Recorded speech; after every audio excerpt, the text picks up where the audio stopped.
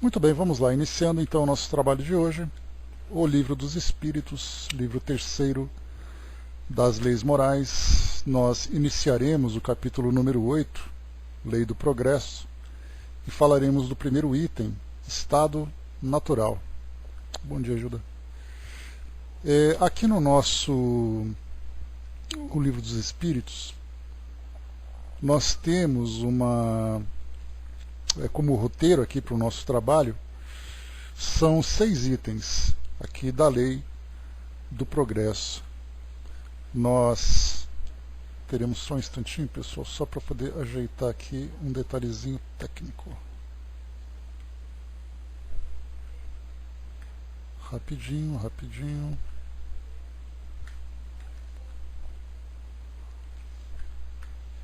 Vamos lá, só mais um pouquinho. Beleza. Então nós temos aqui 6 itens nesse capítulo. O estado natural.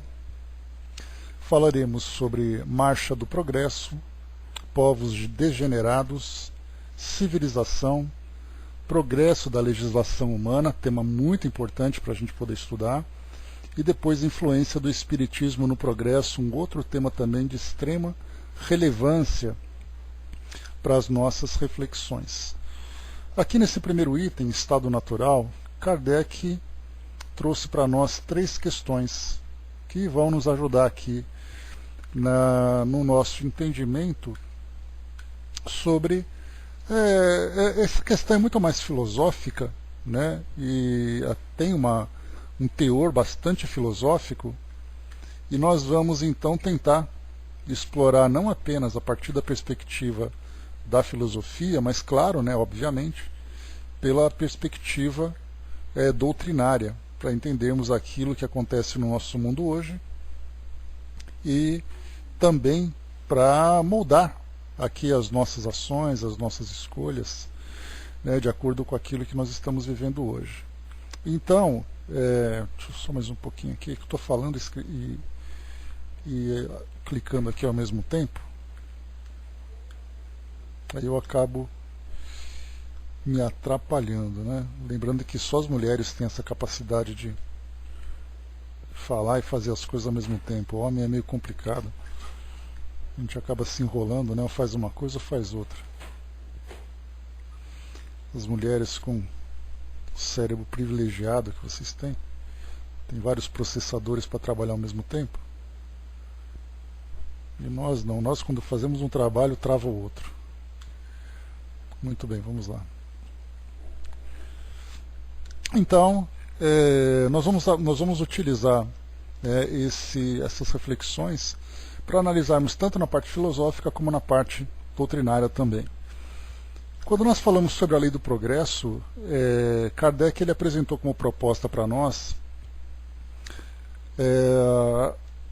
talvez não, né, um dos principais pilares que nós temos dentro da doutrina espírita, que trata da evolução, né, e do espírito, principalmente através das reencarnações.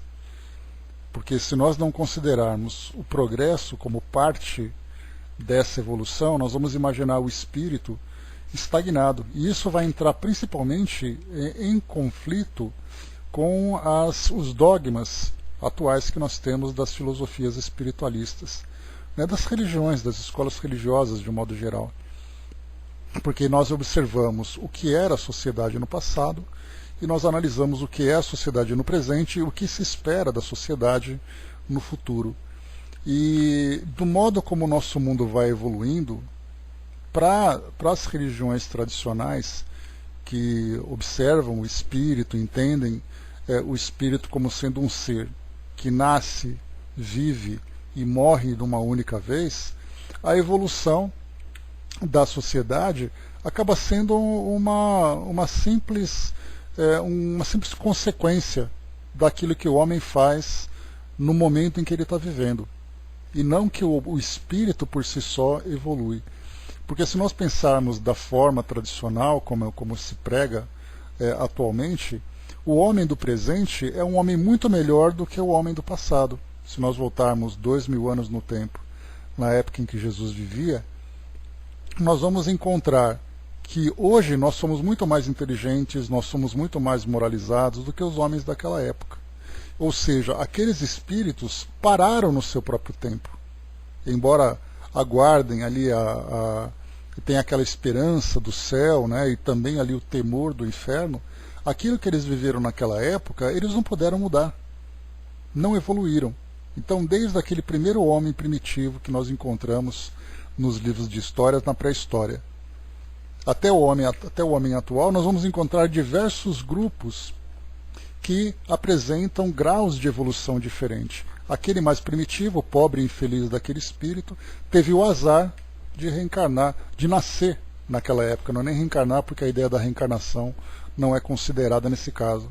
Então ele teve o azar de nascer naquela época. Aqueles que nasceram na época de Jesus, e quando eu falo época de Jesus, não significa que conviveram com ele, porque nós falamos, pode ser daqueles que faziam parte dos grupos dos romanos, aqueles que faziam parte do grupo dos celtas, aqueles que eram os orientais, aqueles que eram os africanos, enfim. Né? Não, então, a falta de progresso que nós colocamos, Tico e Teco, diferentemente daquilo que a doutrina espírita coloca como ponto principal do progresso, é a ideia da reencarnação, em que o espírito, através de várias etapas, ele vai aprendendo, ele vai se desenvolvendo, ele vai adquirindo conhecimento e vai desenvolvendo os seus valores.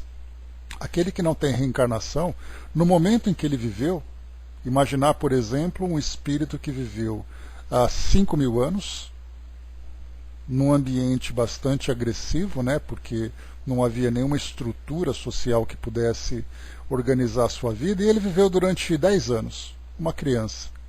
De que modo que esse espírito teve algum tipo de progresso se ele não mais reencarnou? Ou você imagina que no mundo espiritual ele vai ter ali a oportunidade de estudar, de se desenvolver e tudo mais? Do contrário, ele vai ficar estagnado nessa falta de progresso. Porque não teve nada que ofereceu para ele uma oportunidade para que ele se tornasse melhor do que ele era. A sua vida se reduziu no seu nascimento e na sua morte e naquilo que ele tinha que viver. Geralmente, se nós colocarmos nesses 5.000 anos, num estado quase que selvagem, já que não havia estrutura que pudesse oferecer para ele, né, ensinamentos morais, ensinamentos sociais, ensinamentos acadêmicos, né, se nós podemos dizer assim.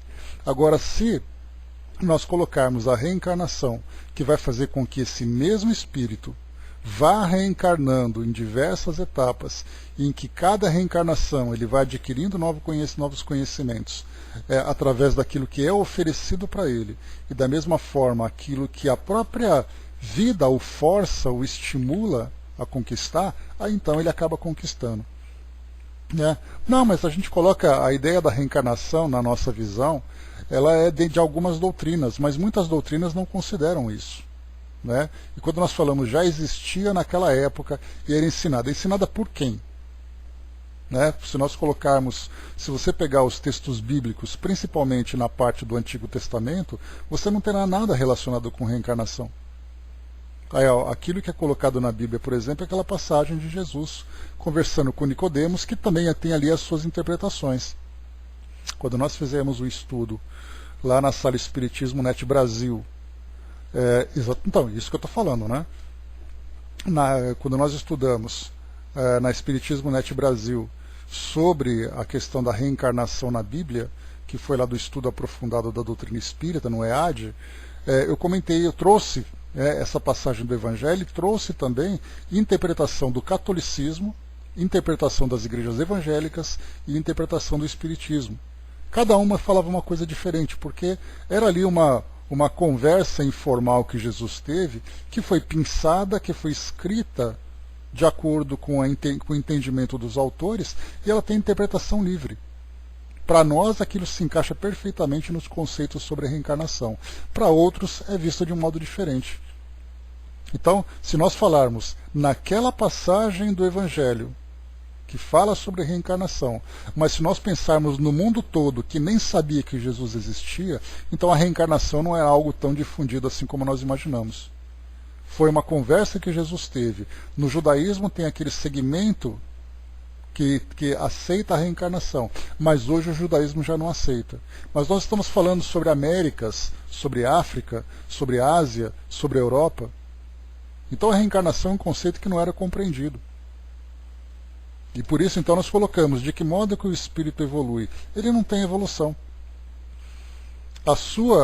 Tudo aquilo que ele aprende, tudo aquilo que o tempo que ele tem de desenvolvimento é o seu tempo de vida aqui no mundo físico. Então, para a doutrina espírita, estudar sobre a lei do progresso é fundamental, porque através da reencarnação, que é um desses pilares que a doutrina espírita tem, que sustenta, né, que ela é sustentada por esse princípio, na verdade, né? Não está na Bíblia, está na parte do Evangelho, nas questões morais. Tá? Então é essa que a gente tem que entender.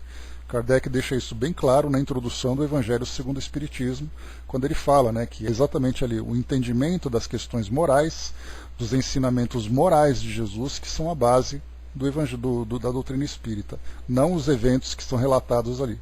Né? Sem estático, Teco. Lembra sempre que, quando nós falamos sobre Evangelho, nós temos que entender a parte moral do Evangelho.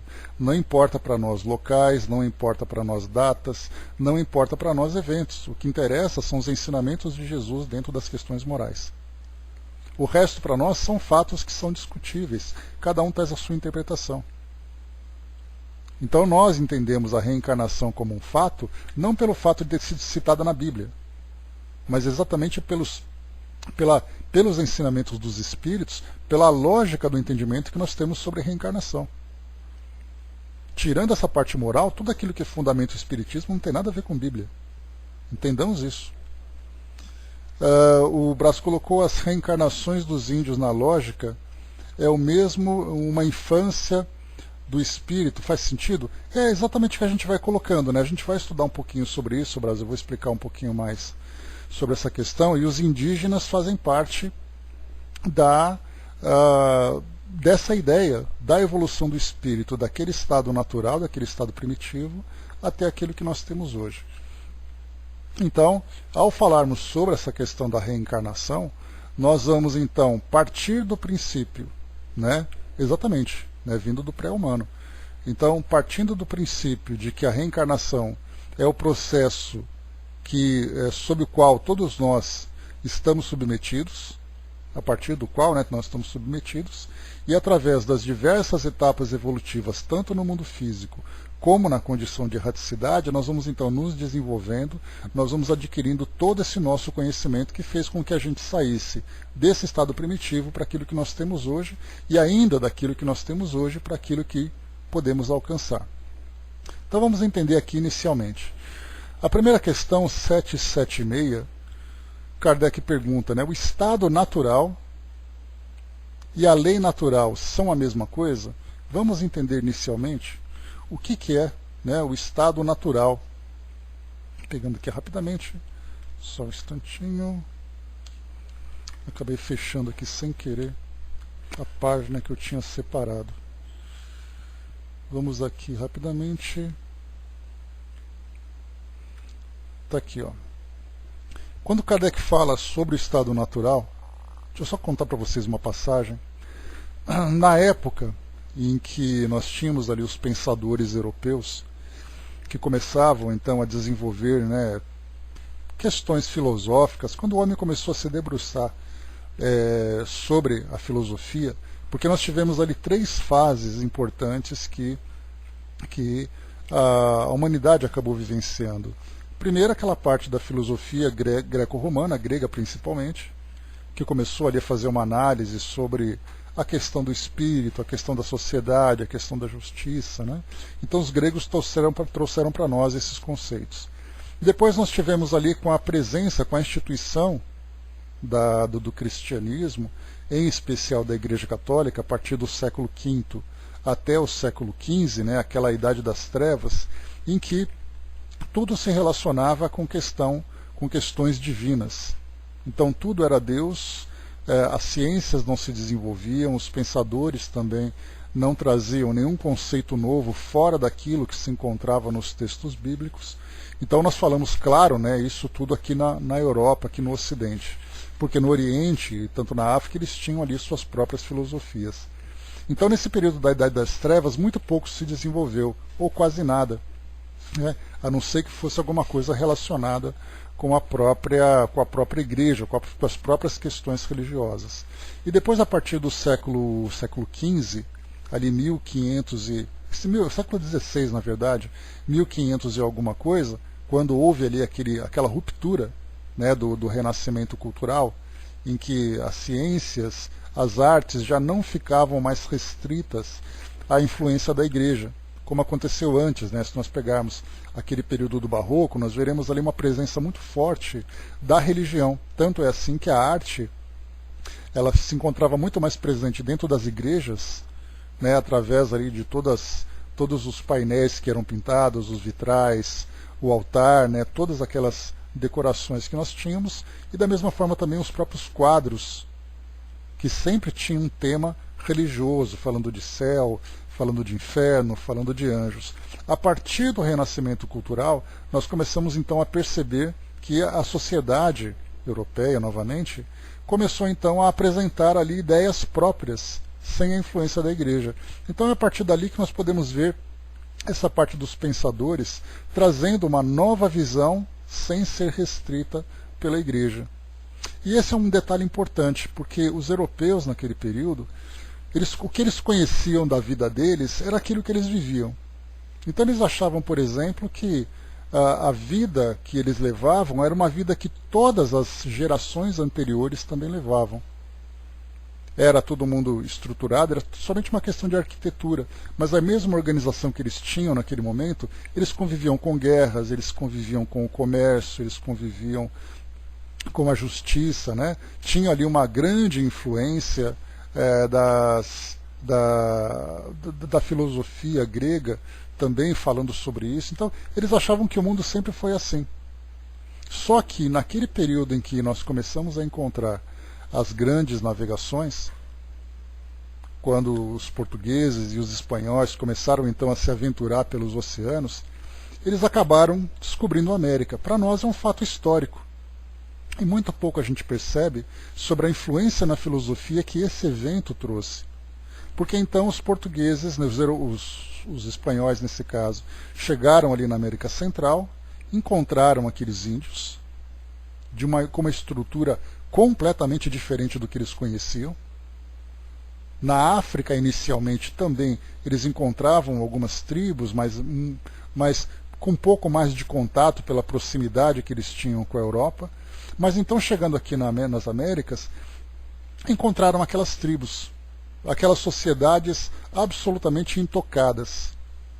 Chegaram aqui no Brasil, também encontraram aquelas sociedades, e eles levaram então para a Europa não apenas a ideia de posse, das propriedades que os europeus conquistavam, não apenas as riquezas que eles desejavam conquistar. Eles chegaram também contando histórias, falando para as pessoas na Europa o que eles encontraram nesse novo mundo, de que modo que aquela sociedade vivia. Não havia prédios, não havia ruas, não havia ali os cavalos, eles viviam naquelas pequenas ocas, no meio da selva, se alimentando daquilo que a natureza oferecia. E isso fez com que os pensadores revissem completamente aquilo que eles pensavam anteriormente. Aquela ideia de que o mundo sempre viveu do jeito que os europeus viviam, passou então a ter um novo conceito. Aí esse estado natural que eles colocaram era exatamente isso, né? O homem vivia sempre com aquela estrutura social que os europeus apresentavam, ou o homem vivia de um modo diferente daquilo que eles acreditavam. Então a ideia do estado natural, esse nome que Kardec apresenta para nós aqui, o estado natural, ele é na verdade um conceito filosófico. Deixa eu pegar para vocês aqui direitinho, para a gente falar sobre tudo isso. Só um instante. Aqui. Pera lá.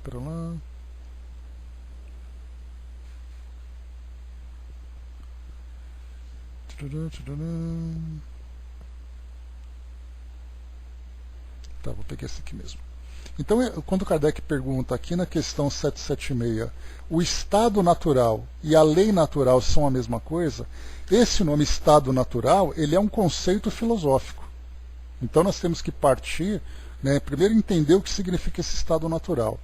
Esse texto aqui que eu vou ler para vocês, ele diz o seguinte, ele é aqui do Portal da Educação, Portal Educação, e fala aqui, estado de natureza. E a foto que tem aqui para nós é exatamente ali uma família de homens das cavernas, né? Um homem da pré-história vivendo aqui numa caverna. Então ele diz assim, eu vou ler só um trecho, né, porque é um texto aqui um pouco longo, ele vai trazendo aqui alguns conceitos que para nós aqui por enquanto não tem valor. O homem desenvolve sua caminhada evolutiva a partir de um estado primitivo, ou estado de natureza, que é a infância da civilização. Estado de natureza é aquela condição em que o homem, para a sua segurança, depende unicamente de sua própria força e engenho, e há temor constante de morte violenta. Em tal condição, não há estado. Estado de sociedade, nesse caso, estado com letra maiúscula, né? Estado de sociedade é aquele em que todos estão submetidos a um poder maior que os contém.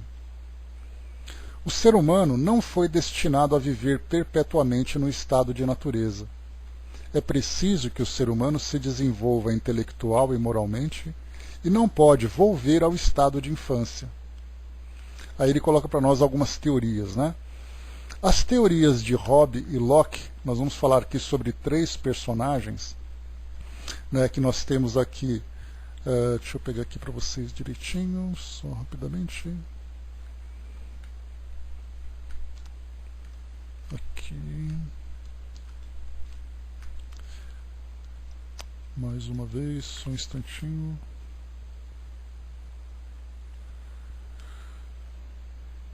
Está aqui, né? É do Portal Educação.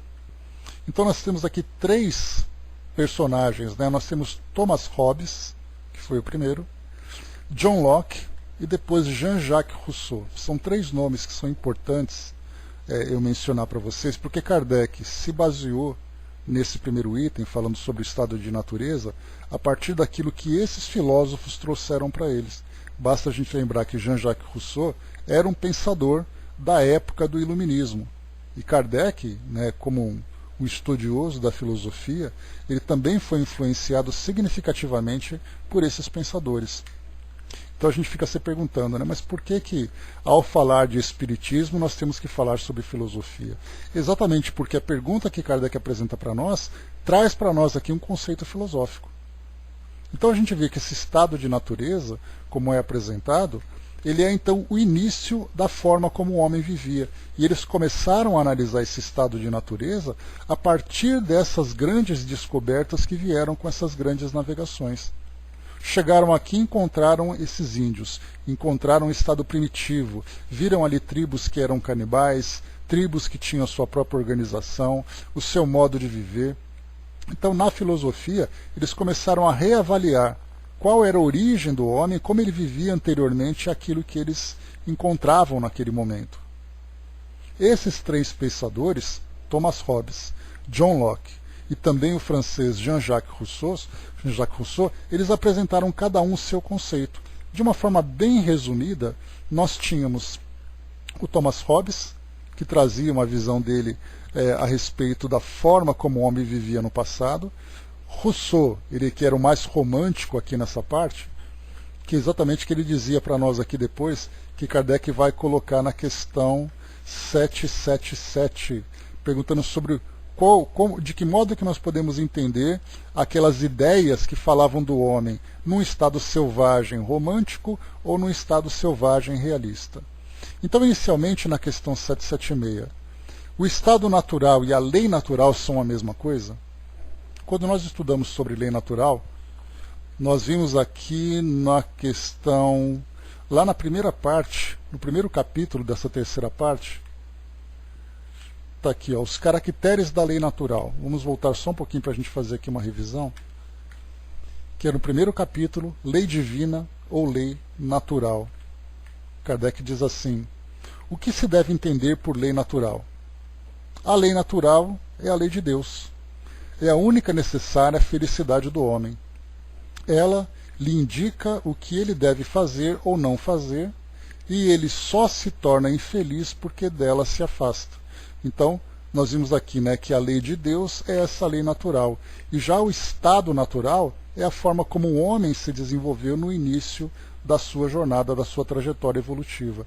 E aí Kardec, então, para facilitar para nós, ele trouxe, né, aquela divisão das leis naturais, né, quando ele criou então esses capítulos que nós estamos estudando, né, a lei do progresso, a lei de sociedade. Então ele procurou fazer essa divisão, essa, vamos dizer assim, essa separação de cada tipo de lei que faz com que conduza o homem à felicidade.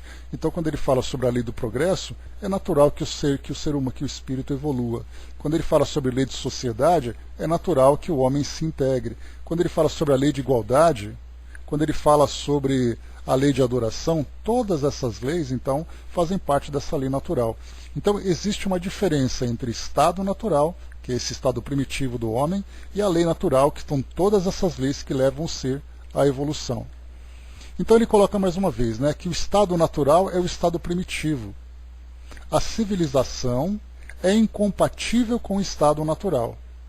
Então lembrem, né, assim como os europeus na época se surpreenderam com os indígenas vivendo de um modo selvagem, de um modo absolutamente primitivo, diferentemente do modo como eles viviam naquela civilização já na Europa. Então a civilização é incompatível com o estado natural. Significa que o homem precisa evoluir para chegar nessa condição de civilização, enquanto a lei natural contribui para o progresso da humanidade. Resposta dos espíritos. Comentário de Kardec.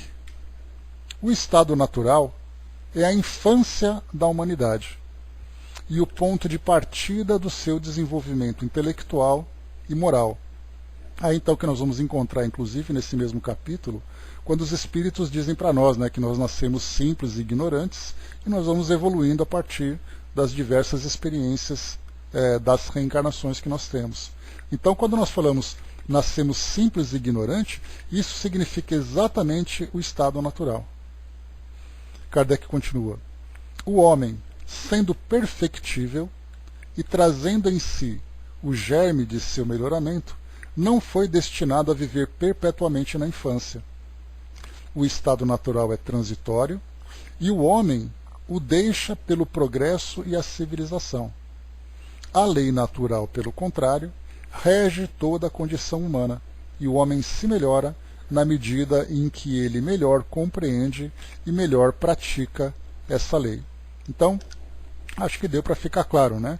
O estado natural é quando o homem começa, o espírito começa então a seguir a sua trajetória naquela fase inicial do seu estado hominal. Quando nós estudamos, né, sobre os três reinos, em que o princípio inteligente sai dos reinos inferiores, no caso do reino animal, e ele então passa por aquela fase de transformação para chegar na condição hominal, naquela época, né, em que o nosso planeta era um mundo primitivo, em que nós tínhamos ali os hominídeos, né, que eram aqueles seres que saíam dos primatas, ficaram em pé e tudo mais, que nós já estudamos. Então, quando ele entra nessa fase hominal, ele passa então a viver daquele modo mais primitivo. Mas pelo fato dele ser perfectível, ele tem então ali um impulso para evoluir. Que impulso é esse? Começa então pelas leis naturais e pelas diversas oportunidades que ele tem de se desenvolver através das reencarnações. Quando nós negamos a reencarnação, ou quando nós temos ali filosofias que negam a reencarnação, nós ficamos então com uma grande lacuna, com um grande vácuo que fica se perguntando, mas como é que nós vamos entender então a diferença entre os homens primitivos naquela época passada e os homens do presente? E aí então vai entrar exatamente naquilo que eu trouxe para vocês inicialmente. É uma questão de sorte ou de azar. O homem que nasceu no século XIX ou nasceu no início do século XX, ele é mais infeliz do que nós, porque nós vivemos com mais tecnologia, nós vivemos com mais estrutura na nossa sociedade, nós não vivemos mais naquela barbárie da época das guerras. Então, pobre do homem que viveu naquele passado. E sorte nossa que estamos vivendo agora, e mais feliz ainda aquele que vai nascer depois de 200 anos, quando a nossa sociedade estiver mais estruturada. Então é uma questão de sorte e azar. E aquele espírito que nasceu inicialmente num estado primitivo, ele vai continuar primitivo porque nada contribuiu para que ele evoluísse. Mas essas questões não são levantadas dentro das filosofias espiritualistas que não levam em consideração a reencarnação. Como é que ele nasce? Ah, não sei, porque é assim mesmo. Depois que ele morrer, ele vai para o céu, vai para o paraíso. Como é que nós podemos imaginar um ser primitivo que vive como um selvagem vivendo num paraíso? Se o paraíso é o lugar onde o ser humano, o espírito, demonstra suas maiores virtudes, como é que nós podemos esperar um ser que viveu numa época primitiva apresentar virtudes que ele não desenvolveu ainda? Então dá para perceber o conflito que existe entre a negação da reencarnação e essas questões práticas que tratam do ser humano, da vida do ser humano. Na questão 777, deixa eu ver aqui deixa eu ler aqui rapidamente aquilo que Miramês apresenta para nós sobre o estado de natureza. Então, o título, Estado de Natureza, fala sobre esse ponto que a gente tratou agora. Ele diz assim: a diferença é sutil, mas muito profunda entre o estado de natureza e as leis naturais. O estado de natureza é o ambiente em que vivem os primitivos, de modo que o progresso é tão lento que não dá para perceber o seu impulso, enquanto as leis naturais são perfeitas e imutáveis, por serem feitas pela perfeição. Os espíritos é que vão despertando pela força do tempo e do espaço, alcançando as leis de acordo com a sua evolução. Isso é belo desde quando possa ser entendido em espírito e verdade.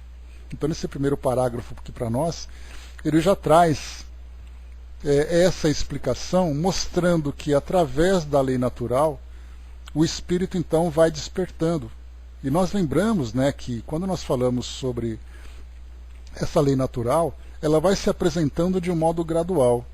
Nós não podemos pegar uma lei natural que fala, por exemplo, sobre a compreensão do homem da vida em sociedade, quando no seu estado natural ele vive em guerra. Quando nós voltamos nos livros de história, lá na época da história antiga, nós vamos encontrar civilizações que estão o tempo todo, constantemente em conflito. Mas por que eles vivem assim? Exatamente pelo seu estado. Mas é natural que eles então vão se transformando, que essas guerras vão diminuindo, que a estrutura daquela sociedade vá se modificando, exatamente porque o homem vai aprendendo, ele vai desenvolvendo. Então a lei de causa e efeito, ela está diretamente ligada com essa questão da evolução, porque o homem vai aprendendo pelo amor ou pela dor, nós sabemos disso. Mas também em cada etapa, em cada fase da sua evolução, o homem tem um grau de compreensão. E aí então em cada experiência ele vai tendo uma visão diferenciada, ele vai modificando a sua conduta, pelo próprio impulso da lei de causa e efeito. E ele continua dizendo: a doutrina dos espíritos é capaz de levar ao homem essas verdades, pela simplicidade dos escritos, para que todos encontrem a si mesmos, em plena eternidade, desfrutando da vida e multiplicando esperanças. O estado de natureza é o princípio, o ponto de partida da civilização, ao passo que a lei natural compartilha firmemente com o progresso em todas as suas direções de crescimento espiritual. O estado de natureza é o abrir dos olhos da humanidade. Porém, esta, tendo de progredir, deixa o estado primitivo e avança com alegria em direção ao que lhe possa abrir a mente para a verdadeira felicidade. O homem não foi criado para viver sempre no estado de natureza. A beleza da vida se encontra no avanço, porque cada dia é um novo dia com novas luzes. O estado de natureza é, pois, o embrião que Deus abençoou para que dali partisse o progresso por todos os lados, levando e fazendo vida dentro da luz compatível com o tamanho da alma. Olha só que bacana essa frase. Levando e fazendo vida dentro da luz compatível com o tamanho da alma. Essa palavra, essa expressão, então, tamanho da alma que ele coloca para nós, fala exatamente sobre a condição do espírito dentro da sua evolução. Em cada momento ele vai absorvendo mais conhecimento, em cada momento ele tem capacidade de novas realizações, ele tem uma capacidade de entendimento de acordo com esse tamanho da alma. E a gente vai também, entrando naquele grande conceito que também Kardec apresenta sobre as diversas categorias de mundo. Os espíritos, então, de acordo com esse tamanho da alma, nessa expressão utilizada por Miramês, vai ocupando um mundo com o qual ele tem compatibilidade. Um espírito primitivo, vive no mundo primitivo, com todas as suas dificuldades. Depois ele passa para o mundo de provas e expiações. Olha nós aqui, vivendo no nosso mundo, de acordo com a nossa natureza. A partir daqui ele vai então no mundo de regeneração. Espíritos regenerados, cujo tamanho da alma já é maior do que de mundo de provas e expiações. Depois tem ali dos mundos felizes e depois dos mundos angelicais.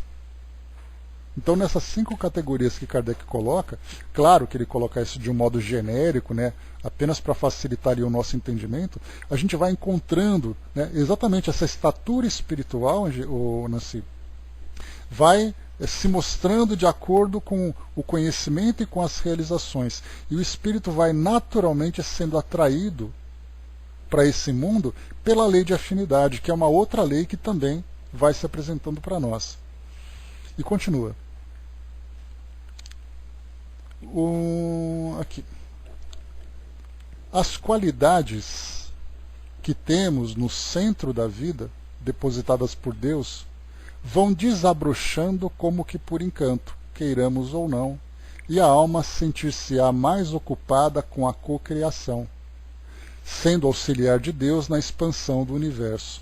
Então, bacana também colocar a alma sentir-se-á mais ocupada com a cocriação. Porque inicialmente a gente vê que o espírito ele vai vivendo de acordo com as suas necessidades, sem nenhum compromisso com uma obra maior que não seja as suas próprias necessidades, o seu próprio desenvolvimento. Então ele vai desenvolvendo a sua inteligência, ele vai formando ali o seu grupo, ele vai vivendo dia após dia para sobreviver, porque o impulso pela vida, para continuar vivo, para a sua sobrevivência, é algo que faz parte da nossa natureza. Tanto é assim que a autodestruição é algo completamente antinatural. Então nós vamos vivendo um dia depois do outro. Mas aí, conforme o espírito então vai expandindo a sua visão, ele começa a se ocupar com a cocriação. Ele começa então a participar de um modo mais consciente, de um modo mais comprometido com o desenvolvimento do mundo onde ele vive. É o que nós encontramos então naqueles espíritos que têm maior compreensão. Nós até temos esse impulso também, embora nós vivamos ainda com aquele certo egoísmo dentro de nós. Mas nós vemos que aqueles espíritos que chegam para nós na condição de missionários, são espíritos que já têm então esse compromisso muito maior com a cocriação do que a grande maioria de nós que ainda vive individualmente. Então o individualismo ainda é algo muito presente, é algo muito forte para nós. Mas a ideia do universalismo, essa vida de fraternidade, para nós também já é um estado mais evolutivo. E continua aqui. A doutrina espírita vem repetir a palavra de Pedro, que encontramos em Atos dos Apóstolos, capítulo 3, versículo 6. Pedro, porém, lhe disse: não possuo nem prata nem ouro, mas o que tenho, isso te dou. O Espiritismo é formado de vozes pela força divina, falando a mesma coisa com as criaturas paralisadas pela doença que se chama ignorância. Mas a sua voz é forte, e pelo verbo do Cristo dizendo: nada tenho de material, mas o que tenho, isso te dou. Levanta-te e anda. Os espíritas devem se levantar do ambiente negativo e aprender com Jesus todas as ciências da vida, que se encontram no amor, naquele amor que tudo serve, que a tudo perdoa, que a tudo alegra no bem para a humanidade, que a tudo ensina, formando da força da caridade o seu ambiente de vida. Então vocês se lembram, né, que Emmanuel traz para nós aquela máxima, né, fora da caridade não há salvação. E isso porque, inicialmente, a salvação significa exatamente o progresso, que é o homem salvar-se de si mesmo, salvar-se do seu estado primitivo. E a caridade como sendo ali a somatória de todas as virtudes. Então a gente começa, quando a gente tem essa compreensão maior, a ver nessa frase um grande ensinamento, mostrando que através do desenvolvimento do amor ao próximo, da fraternidade, o homem saindo do seu egoísmo, saindo do seu individualismo, ele começa a expandir cada vez mais, se expandir espiritualmente, e é essa expansão que mostra o seu progresso. Então, fora dessa capacidade que ele tem de se afinizar cada vez mais com essa lei natural, ou melhor, com a lei natural, que seria a lei divina, quanto mais ele se afiniza, maior é o estado, a condição de salvação que ele encontra, utilizando essa mesma ideia. Então ele começa a se distanciar do seu estado primitivo, começa a se elevar espiritualmente, exatamente porque as virtudes também vão se desenvolvendo. Depois ele finaliza aqui para nós. A doutrina dos espíritos vem tirar do homem o estado de natureza, para colocá-lo frente à razão, e esta descobrir a verdade que o tornará livre. Aquele estado de natureza é transitório, mas necessário, onde o ser humano descansa e se prepara para o avanço do progresso. Então é necessário que nós passamos por cada um desses estágios, mas nós só podemos entender que nós passamos por cada um desses estágios se nós entendemos a reencarnação como parte desse processo de desenvolvimento. O que é, como eu coloquei para vocês, negado por grande parte da nossa sociedade planetária. E como é possível a gente negar a reencarnação sabendo que é uma necessidade que nós temos vivermos cada uma dessas etapas, cada estágio, cada momento, cada época, faz parte do nosso desenvolvimento. Voltando um pouquinho aqui, o Chico até colocou ali em cima, né, coitados dos que seguiram Jesus naquela época, né, estão na escuridão e sofrimento. Dos que seguiram ou não seguiram? Não entendi, Chico Teco, sua colocação. Deixa eu ver aqui. Continuando, vamos lá. Próxima questão. A de número 777.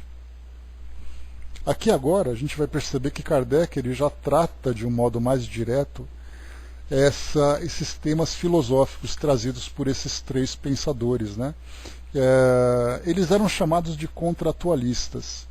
Esse é o nome, né, desse capítulo da filosofia, que fala sobre o homem saindo do seu estado natural e entrando na civilização. Então, por que contratualistas? Porque eles começaram, então, a firmar um contrato entre si para respeitar, por exemplo, né, os seus direitos, respeitar as suas posses. Para uns, que nós veremos aqui, o homem sai desse estado selvagem. Bom dia, Flávio. Bom dia, Carol. Ele sai desse estado selvagem e vai civilizar. Depois você dá uma lidinha, Brás, nesses artigos, que a gente vai ver, porque o contrato social é exatamente o tema que foi apresentado quando então nós começamos a analisar a origem das civilizações, a origem do Estado. Porque os Estados nacionais, onde nós tivemos governos, onde nós tivemos leis, onde nós tivemos uma administração, isso é diferente daquilo que acontecia no passado, quando o homem vivia naquele estado natural, que era aquele estado selvagem. Vai lá, boa sorte, bom trabalho. Diferentemente, porque imaginemos exatamente quando nós assistimos aqueles filmes da época das cavernas, Brás, ali era a sobrevivência, era um dia depois do outro, né?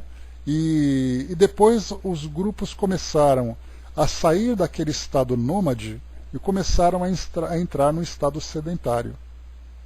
Quando nós falamos sedentário, né, já conversamos sobre isso, nós falamos sobre o homem se estabelecendo na terra, ele começando a domesticar a sua alimentação, ele começa a domesticar os animais, ele começa a formar pequenos grupos, ele começa então a elaborar ali formas de troca de produtos, ele começa a desenvolver ferramentas, meios de produção. Depois ele começa a formar esses grupos mais organizados, começa a entrar em conflito com outros grupos. Aquele grupo que vivia, por exemplo, próximo de um rio, tinha muito mais benefícios do que aqueles que viviam longe dos rios. Portanto, aqueles que viviam longe tinham aquela cobiça por essa terra, queriam tomar essas terras. E aí começaram os conflitos. Esses grupos começaram a crescer, começaram a formar ali as primeiras sociedades mais organizadas, né? No passado a gente chamava de cidades-estados, né? Que começaram a surgir principalmente naquela região onde hoje é o Iraque, onde o Irã, região da Mesopotâmia, né? Os sumérios principalmente. Então começaram a criar essas cidades-estados. E a partir dali depois vieram os governantes, vieram ali os reinos, e depois aquilo que nós conhecemos hoje, que são esses países. Todas essas fases de desenvolvimento, incluindo as guerras, incluindo todos os conflitos que nós estamos tratando, tudo isso faz parte da evolução. A guerra, por exemplo, nada mais é do que a manifestação do egoísmo e do estado primitivo. Então, Brás, esses impérios formados pela força, essa mesma força, ela era necessária para começar a organizar essas sociedades, fazendo com que o homem saísse do estado primitivo e começasse a se civilizar. E antes dele chegar na civilização que nós conhecemos hoje, que também nós vemos ali que tem as suas tantas dificuldades, que ainda vivem os seus conflitos e tudo mais, nós vivíamos num estado muito pior no passado. Mas, mais uma vez, era um estado necessário para que o homem alcançasse aquilo que ele tem hoje. Não dá para a gente imaginar um homem que sai do estado natural, que é aquele estado primitivo, aquele estado selvagem, e ele se entre no estado de civilização de uma hora para outra. Por isso que quando nós olhamos toda essa trajetória que as gerações anteriores passaram para nós chegarmos até aqui, nós vemos que cada etapa, cada ciclo desse, era absolutamente necessário para que chegássemos até aqui. E aquilo que nós estamos vendo hoje, com esses conflitos contemporâneos que nós acompanhamos, isso também faz parte de um processo para alcançarmos um estado de sociedade mais desenvolvido, mais equilibrado. Bom dia, soldado. E continuando aqui para nós, né, o Flávio lembrou, né, começa o comércio através das trocas de mercadorias. Começamos então a desenvolver a escrita, começamos a desenvolver a tecnologia, sistemas de transporte. Olha aqui tudo isso.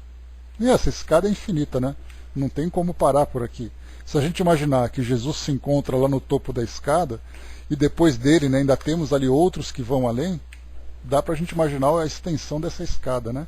E nós estamos, como os espíritos disseram, nesse estágio de provas e expiações, né? O nosso mundo é um dos mais primitivos, os espíritos disseram, na época para Kardec. Se o nosso mundo é dos mais primitivos, imagina a extensão que nós temos ainda que caminhar. Então, mais uma vez, o que eu dizia para vocês, né? Aqui no estado, o Kardec coloca na questão 777. No estado natural, tendo menos necessidade, o homem não sofre todas as atribuições que cria para si mesmo, as atribulações que cria para si mesmo, num estado mais adiantado. Que pensar da opinião dos que considerem esse estado como da mais perfeita felicidade terrena? Quando Kardec coloca que pensar da opinião dos que considerem esse estado como da mais perfeita felicidade terrena, ele fala especificamente aqui do pensamento de Jean-Jacques Rousseau, porque ele era um contratualista, ele também fazia parte desse grupo do contrato social, daquela fase em que o homem começou a entrar em acordo com o seu semelhante para poder criar leis, para poder se submeter a um poder maior, para poder organizar a sociedade. Só que Rousseau ele era muito romântico. Só que ele acabou se equivocando. Inicialmente, vamos aqui ver o que os espíritos responderam para Kardec. Então, o que pensar daqueles que têm essa opinião? Que queres? É a felicidade do bruto. Há pessoas que não compreendem a outra. É ser feliz à maneira dos animais. As crianças são mais felizes que os adultos. Então olha só como o espírito responde, de um modo até um tanto seco, perguntando assim, mas se você considerar que o estado de natureza ele é um estado de felicidade, depende de que felicidade você está dizendo. A felicidade dos animais nós encontramos também, você vê ali nas savanas africanas, os leõezinhos brincando com os pais. Eles são felizes? Talvez. Mas esse é o estado que todo mundo deseja? Obviamente que não. Então vamos aqui ler um pouco sobre o que Rousseau fala sobre tudo isso. Então aqui, né, o filósofo mais popular durante a Revolução Francesa. Então ele é o mais contemporâneo ali da época de Kardec, né? A gente lembra que a Revolução Francesa, ela aconteceu, né, ali em 1789. Então Kardec nasceu 89, 90, Kardec nasceu 15 anos depois. Então era ali um contemporâneo direto de Kardec. Então ele estudava isso na escola, sobre esse pensamento. E ele coloca assim: Rousseau procurou primeiramente entender e estabelecer uma visão acerca do comportamento humano no chamado estado de natureza, um conceito em filosofia moral e política que denota as condições hipotéticas de como a vida dos humanos pode ter sido antes da existência da sociedade civil organizada. Mais uma vez, então, lembrando que, assim como nós tivemos Thomas Hobbes, assim como nós tivemos John Locke, e também tivemos aqui Rousseau, que são os três principais contratualistas, eles se debruçaram sobre esse tema a partir daquelas descobertas das grandes navegações, encontrando as sociedades primitivas, tanto aqui nas Américas, como também na própria Europa, né? Então, só um instantinho, pessoal. Temos aqui o nosso visitante inconveniente. Só um instantinho. Prontinho, resolvido. Então, quando eles encontraram então essas sociedades, eles começaram mais uma vez a se questionar se a forma como os homens viviam anteriormente, se era um estado mais feliz ou se era um estado mais infeliz. Isso porque, apesar deles estarem bem estruturados na Europa, eles viviam, mais uma vez, em constantes guerras. Quando Rousseau trouxe para nós essa proposta, ele estava vendo ali cabeças de reis sendo cortadas. Ele via ali Napoleão surgindo, aquelas guerras entre as nações. Então ele falava assim, não é possível que nós, civilizados, vivamos todas essas dificuldades, todos esses distúrbios. No passado, provavelmente, a gente era muito mais feliz, quando a gente não tinha essa suposta organização de civilização. Então ele dizia assim, esse tipo de investigação levou seu estudo no sentido de questões de como o governo emergiu de tal condição, como as pessoas viviam antes da existência de uma sociedade civil, e especialmente quais são as razões hipotéticas para se estabelecer um Estado-nação. Rousseau dedicou-se principalmente a desafiar a posição de Thomas Hobbes acerca do estado de natureza. De acordo com Rousseau, Hobbes simplesmente apropriou-se de pessoas civilizadas e as imaginou em uma situação em que não há sociedade. Para Rousseau, o experimento não é legítimo, uma vez que tais pessoas, sendo educadas na sociedade, carregam consigo valores, as estruturas e a forma de agir. O autor preferia a ideia de um estado de natureza como um estado de liberdade verdadeira, em que as pessoas não fossem boas ou más, mas vistas como uma folha em branco. o conflito em estado de natureza não é tão acentuado quanto em sociedade. Então olha só o que Rousseau coloca, que o homem no passado, ele vivia, vamos dizer assim, como sendo aquele paraíso perdido de Adão e Eva. Né? É esse mesmo, o soldado, é o Jean-Jacques Rousseau. Então, como no estado de Adão e Eva, quando eles viviam assim, correndo pelos gramados, com coelhinhos brancos pulando entre eles, flores, borboletas, né? Então ele não era nem bom nem mal, ele simplesmente vivia aquela liberdade, todo mundo respeitando o que era de todo mundo, os patrimônios eram patrimônios comuns, o dito paraíso. Mas Hobbes dizia o contrário. Ele tinha uma frase que era muito forte, que ele dizia que o homem é o lobo do homem. Em que, no passado, o homem era absolutamente primitivo, selvagem, e foi exatamente essa instituição de um contrato e também de um poder maior que controlasse a sociedade que fez com que ele então se tornasse civilizado. Saía então do estado selvagem e ia para a civilização a partir do controle de suas ações, estabelecendo leis, estabelecendo regras, né, criando legislação, estabelecendo estabelecendo regras morais para que ele pudesse conviver de um modo equilibrado. Enquanto que Rousseau dizia que antes o homem era bom. Essa ideia de você ficar controlando, de dizendo o que pertence a esse ou o que pertence àquele, essa ideia de propriedade é que tirou a liberdade do homem. Mas para Rousseau, soldado, essas regras que tornaram o homem mais selvagem, mais agressivo. E não o contrário. Por isso que Kardec coloca essa questão. Deixa eu só ler para vocês mais aqui no final. Defendeu ainda que a sociedade moderna, e especialmente as posses, destroem o estado de natureza de verdadeira liberdade, gerando conflitos que de uma ou outra forma, embora possam existir pontualmente, não seriam severos.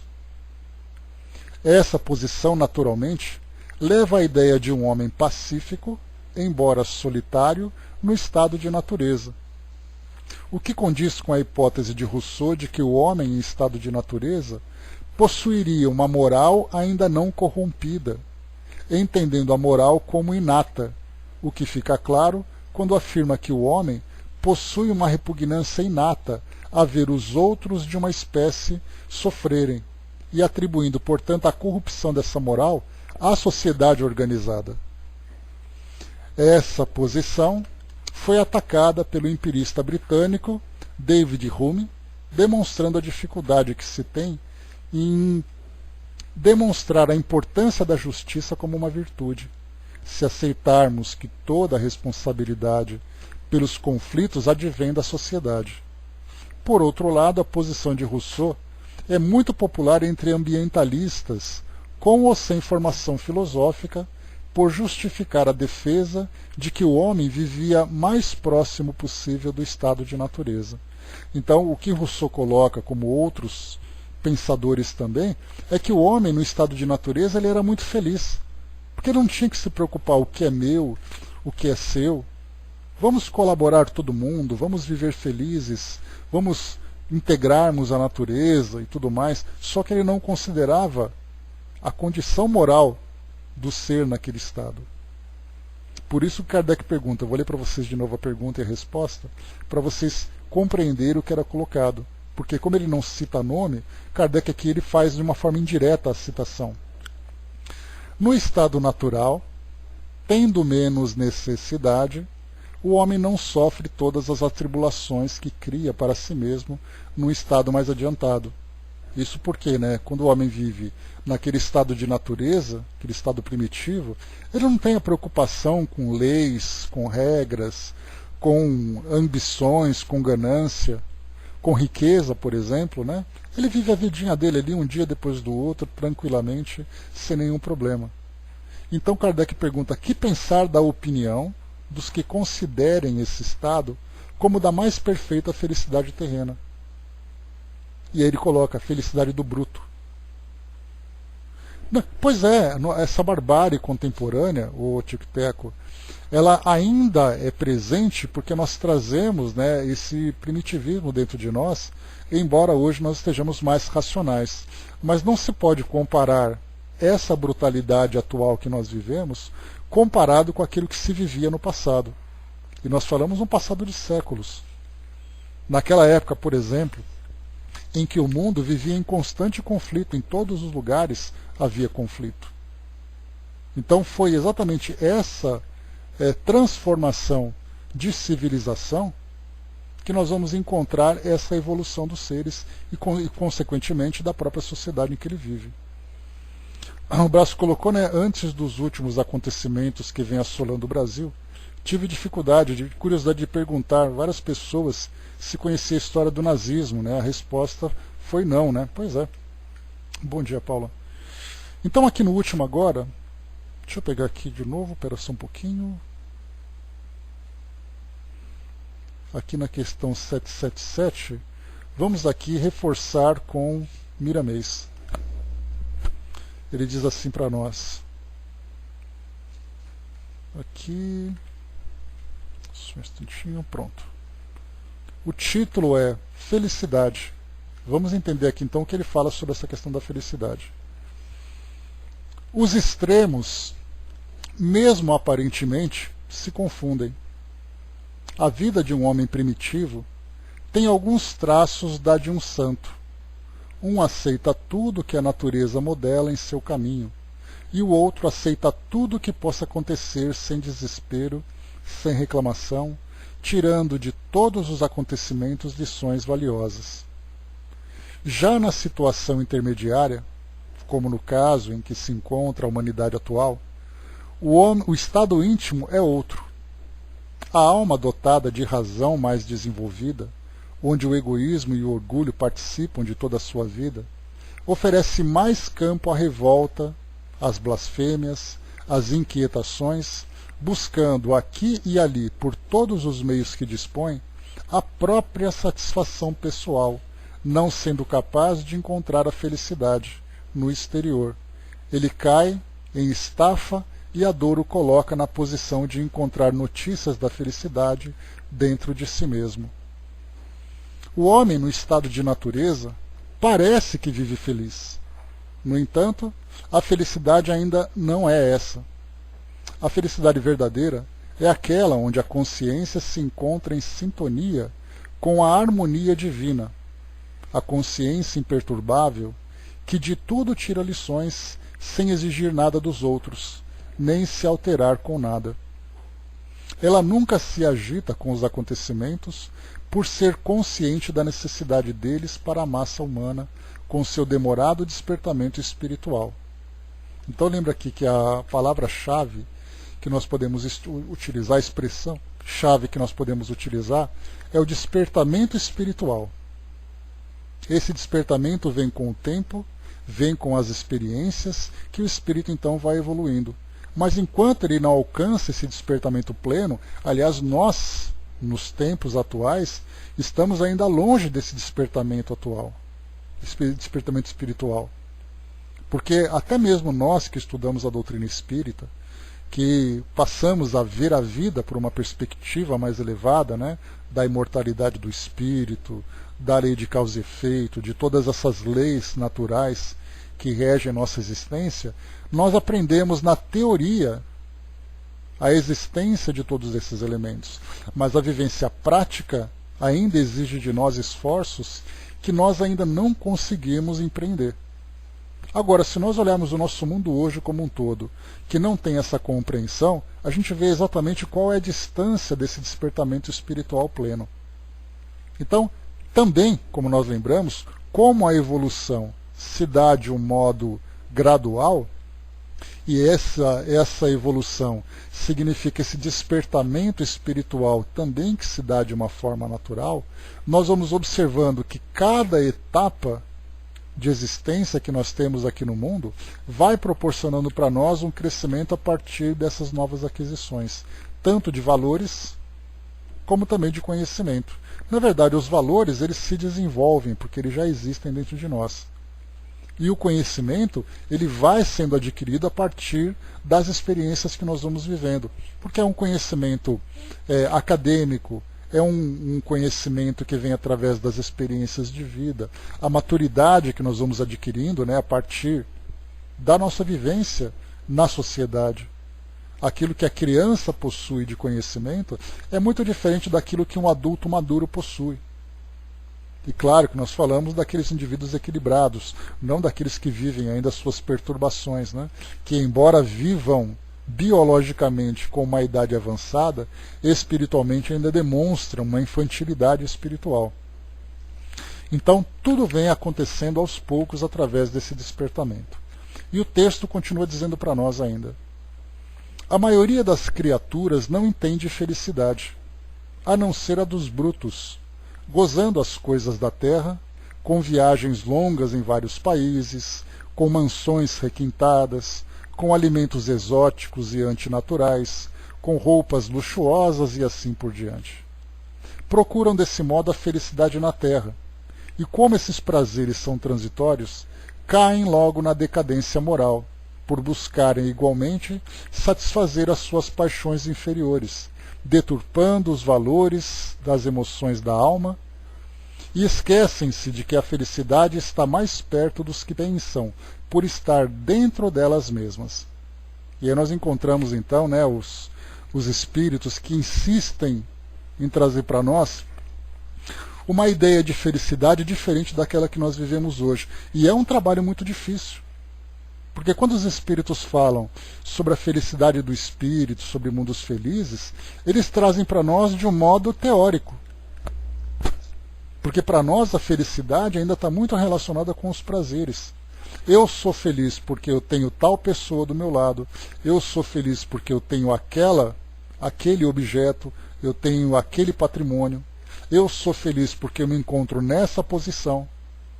E aí, a partir do momento em que o espírito retorna ao mundo espiritual, porque é natural que ele retorne para lá, ele não é imortal, né?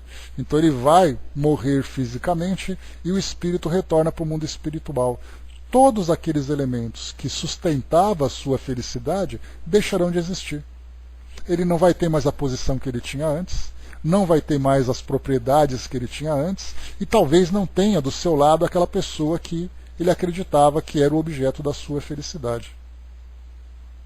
Então, quando os espíritos falam para nós que a felicidade é um estado íntimo, nós aprendemos esse estado de felicidade a partir de experiências que nós vamos vivendo.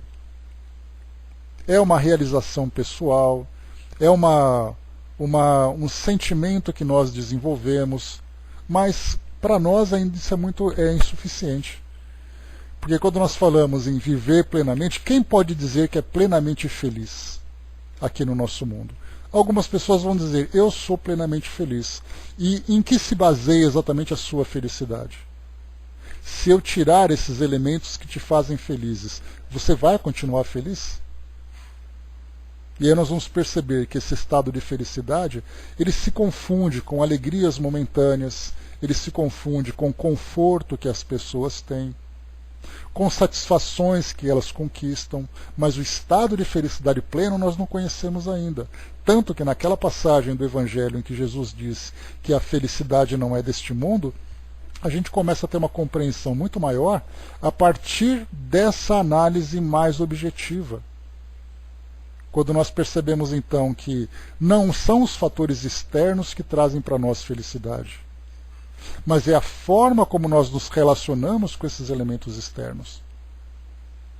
Quando eu não crio dependência, quando eu não tenho aquela intenção de subjugação do outro para me fazer feliz e tudo mais. Por isso, então, como ele coloca para nós aqui, a maioria das criaturas não entende a felicidade, a não ser a dos brutos. Depois ele fala para nós sobre a satisfação das paixões. Tá, vai com Deus, Andréia. Ele diz mais uma vez, o portador desta verdade foi Jesus Cristo, nos mostrando pela própria vida onde se encontra o tesouro maior que interessa a todos os que buscam a Deus.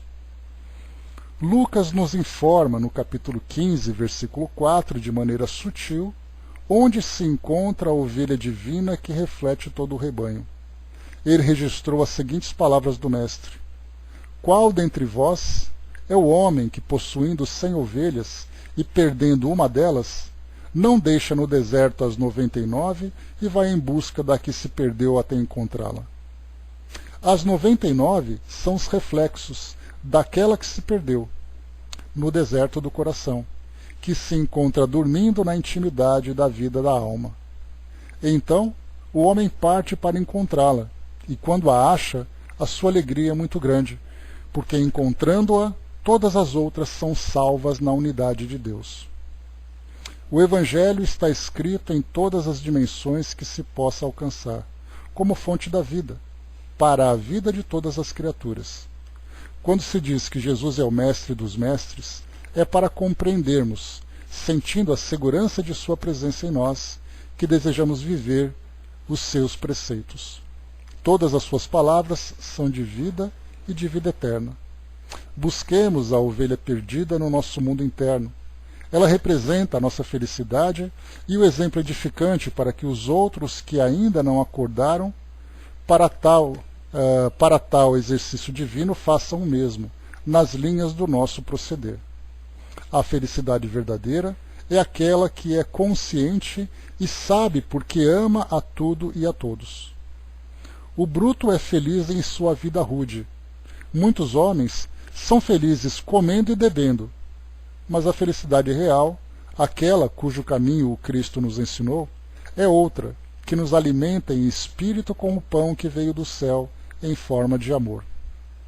Então, para nós, esses ensinamentos, quando os espíritos falam sobre o espírito, o alimento do espírito, é para nós ainda algo que parece tão distante, né? E por isso que nós nos apegamos tanto aos prazeres imediatos. Tanto que nós vemos assim que hoje a felicidade de muitos se encontra dentro de um shopping center, por exemplo. Porque ele pode comprar tudo aquilo que ele precisa. Então ele vai se alimentando cada vez mais dessas ilusões. Para outros, né, Brás, uma pamonha quentinha também alimenta o corpo e a alma. Então cada um ali tem o objeto de sua felicidade. Então nós estamos ainda, através das experimentações, através das experiências que a gente vai vivendo dia após dia, tentando encontrar aquele estado de plenitude para todos nós. E não falta muito para encontrar, porque nós já sentimos os resquícios, né, ou sentimos assim elementos importantes que proporcionam para nós essa felicidade. Só que esse estado momentâneo que nós vamos sentindo, ou esses flashes de felicidade, infelizmente acabam sendo encobertos por outros que são muito mais intensos, que são da felicidade do mundo físico. Continuando para nós, vamos lá. Só para finalizarmos aqui a última questão. 778. O homem pode retrogradar para o estado natural? Então, daquilo que nós vivemos hoje, é possível que nós voltemos a esse estado natural? Não. O homem deve progredir sem cessar, e não pode voltar ao estado de infância. Se ele progride, é que Deus assim o quer. Pensar que ele pode retrogradar para a sua condição primitiva seria negar a lei do progresso. Então, como o espírito não retrograda, nós já estudamos sobre isso, nós vemos que o homem também não retroage. E nós tivemos, inclusive, né, comentei com vocês sobre esse estado natural, uma reportagem que foi veiculada no Fantástico nessas últimas semanas, sobre uma tribo que foi meio que descoberta, bem no meio do Pará. Ali nós encontramos o estado natural. Os indivíduos que vivem suas vidas ali de acordo com suas necessidades. Não se desenvolveram ainda moralmente e também não se desenvolveram intelectualmente, pelo menos na condição em que nós nos encontramos hoje. Mas é natural que aqueles espíritos, através de suas reencarnações, alcancem essa compreensão, mas naquele momento eles vivem ainda nesse estado natural. Então, nesse primeiro item que nós vimos agora, para concluirmos aqui o nosso estudo de hoje, nós tivemos aqui, só um pouquinho, estudamos aqui então sobre a lei do progresso, o estado natural, e no próximo item, no segundo item, nós falaremos sobre a marcha do progresso. Aí nós teremos aqui também outros conceitos importantes para falarmos sobre a evolução. Lembrando que a evolução do nosso planeta, a evolução da nossa sociedade, reflete a evolução individual dos elementos que compõem aquela sociedade. Não adianta a gente imaginar que nós teremos um mundo transformado se nós não pensarmos na transformação do próprio indivíduo. Porque é o que todo mundo deseja, né? Eu quero continuar vivendo do modo como eu me encontro hoje e eu quero que o mundo melhore. Eu quero que as instituições do meu país melhorem, governos, justiça, legislação, em todas as esferas, federal, estadual, municipal. Eu quero que a relação entre os indivíduos no comércio, na indústria, na educação, na religião, tudo isso melhore sem me preocupar com a melhora do indivíduo. Esse é o detalhe. Não adianta a gente imaginar que todos nós alcançaremos esse paraíso na Terra se nós vivemos dentro de nós esse grande tormento, esse grande inferno.